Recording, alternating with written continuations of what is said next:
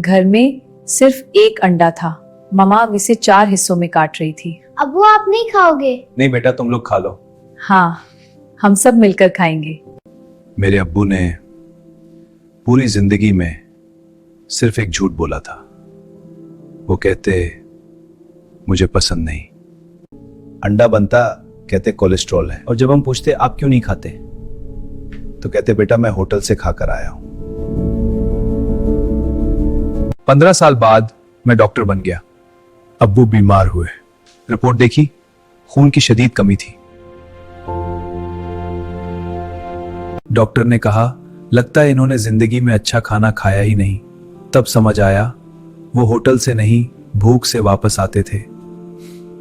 आया बाप का झूठ दुनिया का सबसे प्यारा झूठ होता है। इसकी सारी जिंदगी छुपी होती है, उसकी कुर्बानी, उसकी खामोश मोहब्बत। आज घर जाओ और पहला नवाला अपने अब्बू को खिलाओ। फॉलो करें कहानियों का सफर।